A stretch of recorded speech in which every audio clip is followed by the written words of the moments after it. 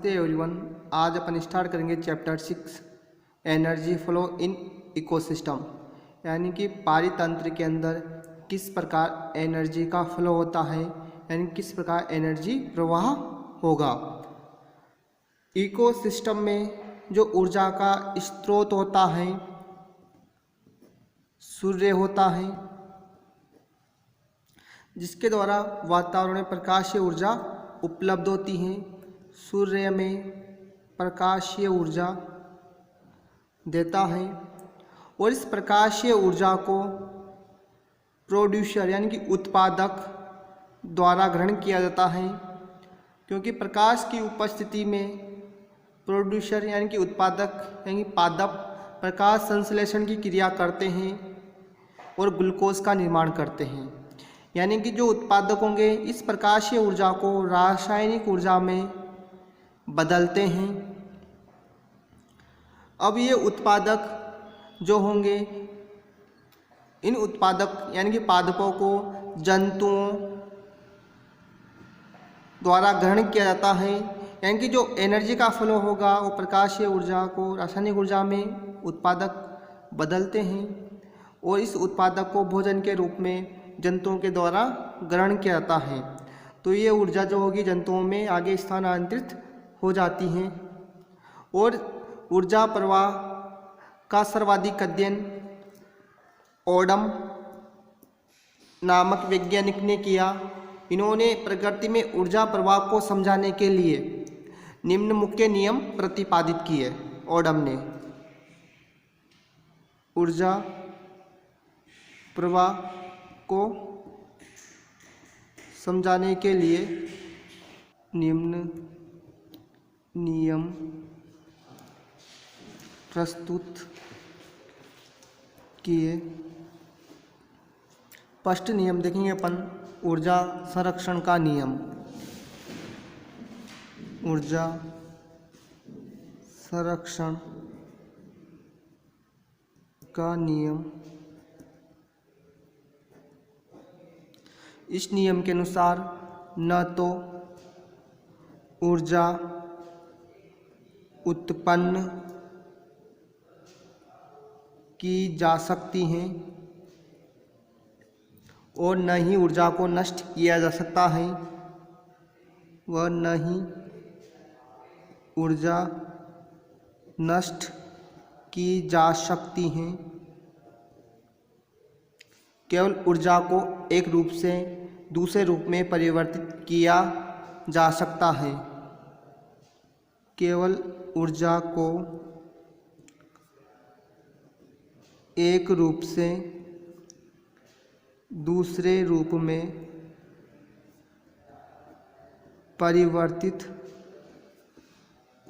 किया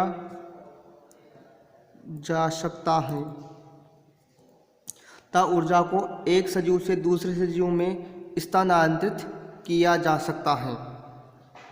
यानी कि ऊर्जा को नष्ट नहीं किया जा सकता बल्कि उसको बदला जा सकता है।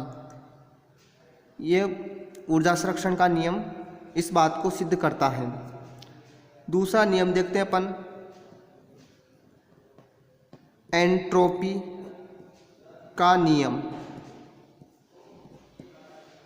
इस नियम के अनुसार जब ऊर्जा एक सजीव से दूसरे सजीव में स्थानांतरित होती है तो ऊर्जा का कुछ भाग नष्ट हो जाता है, जिसे एंट्रोपी कहते हैं। एक सजीव से दूसरे सजीव में ऊर्जा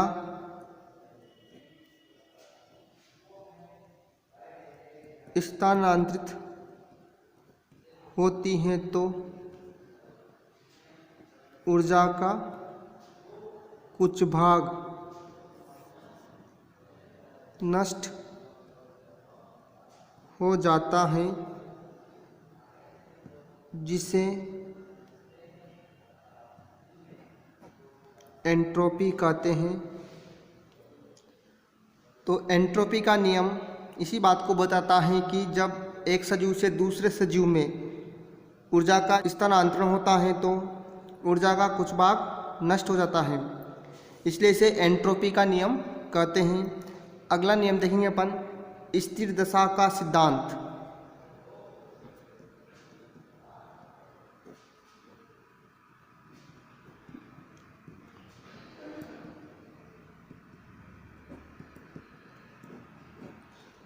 इस सिद्धांत या इस नियम के अनुसार प्रकृति में ऊर्जा व पदार्थों का जितना इनफ्लो होता है उतना ही प्रकृति में इन पदार्थों का आउटफ्लो होता है, जिससे प्रकृति में ऊर्जा व पदार्थों की सांद्रता स्थिर बनी रहती है।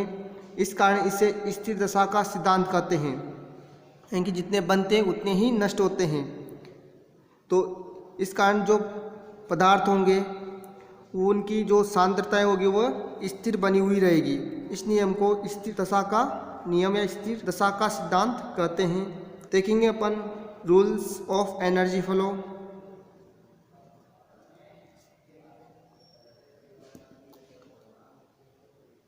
Energy flow. ओडम ने प्रकृति में ऊर्जा प्रवाह का सर्वाधिक अध्ययन किया। वो प्रकृति में ऊर्जा प्रवाह को समझाने के लिए निम्न नियम प्रस्तुत किए। तो ऊर्जा प्रवाह के बारे में ओडम ने बताया। ओडम का नियम। ओडम का नियम। ओडम नामक वैज्ञानिक के नियम के अनुसार देखते अपन, ओडम ने जो नियम दिया, उन्होंने जो प्रकाशीय ऊर्जा थी, प्रकाशीय ऊर्जा का जो मान है वो 3000 किलो कैलोरी था, और जो ऊर्जा मिली प्रकाशीय ऊर्जा, तो उस प्रकाशीय ऊर्जा को ग्रहण किया पादप ने। पादप को कहते हैं अपन प्रोड्यूसर, यानी उत्पादकों ने। तो उत्पादकों ने उस 1500 किलो कैलोरी में से उसका 50% भाग, यानी कि 1500 किलो कैलोरी ऊर्जा को ग्रहण किया, और इस ऊर्जा को ग्रहण करके प्रकाश संश्लेषण की क्रिया संपन्न की और रासायनिक ऊर्जा में परिवर्तित किया। यानी प्रकाशीय ऊर्जा को किसमें बदला? उत्पादक ने रासायनिक ऊर्जा में। इसलिए ऊर्जा को एक रूप से दूसरे रूप में बदला जा सकता है, बल्कि उसे नष्ट नहीं किया जा सकता। तो अब यहाँ से जो उत्पादक हैं, उत्पादक से जो एनर्जी का जो फ्लो होगा वो प्राइमरी कंज्यूमर, सेकेंडरी कंज्यूमर और टर्शरी कंज्यूमर, यानी प्राथमिक उपभोक्ता, द्वितीयक उपभोक्ता और तृतीयक उपभोक्ता की ओर होगा। तो उत्पादक के पास जो ऊर्जा होगी 1500 किलो कैलोरी, तो इसका 10% भाग ही आगे उपभोक्ता की ओर, यानी प्राइमरी यानी प्राथमिक उपभोक्ता की ओर ट्रांसफ़र होगा। यानी 1500 का 10% है कि 150 किलो कैलोरी ऊर्जा ही ट्रांसफ़र हो पाएगी। उसके बाद द्वितीयक उपभोक्ता में भी 10% ऊर्जा ही ट्रांसफ़र होगी। बाकी का जो 90% जो भाग होगा वो वातावरण में मुक्त कर दिया जाता है। और 15 किलो कैलोरी से जो तृतीयक उपभोक्ता में जो एनर्जी का जो फ्लो होगा वह 1.5 किलो कैलोरी होगा। यानी कि एक पोषक स्तर से दूसरे पोषक स्तर में ऊर्जा का मात्र 10% भाग ही ट्रांसफ़र होता है। 90% जो भाग होता है ऊर्जा का वो वातावरण में मुक्त कर दिया जाता है ऊष्मा के रूप में। इसके बाद देखेंगे अपन ओडम का सार्वत्रिक नियम। सार्वत्रिक नियम। तो समझते हैं ओडम के सार्वत्रिक नियम को किस प्रकार परिभाषित किया ओडम ने सार्वत्रिक नियम को। तो इसको भी अपन एक डायग्राम के माध्यम से समझेंगे। इस नियम में ओडम ने अपने मॉडल में विभिन्न प्रकार की ऊर्जाओं का उपयोग किया। ओडम के अनुसार तो इस डायग्राम में जो बी घटक हैं वह कुल घटकों की ऊर्जा है। यहाँ कुल घटकों के रूप में जैसे उत्पादक, प्राथमिक उपभोक्ता, द्वितीयक उपभोक्ता व तृतीयक उपभोक्ता का उपयोग किया गया है। तो यहाँ पर बी कुल घटकों को आय ऊर्जा प्रदान की जाती हैं। तो यह घटक इस ग्रहण की गई ऊर्जा का उपयोग विभिन्न कार्यों जैसे कि अवशोषण, विभिन्न पदार्थों के निर्माण के संश्लेषण, सिंथेसिस, एब्जॉर्प्शन, अनेक पदार्थों के उत्पादन यानी प्रोडक्शन, वृद्धि या ग्रोथ में, या उत्सर्जित पदार्थों के निष्कासन एक्सक्रिएशन शोषण में करते हैं।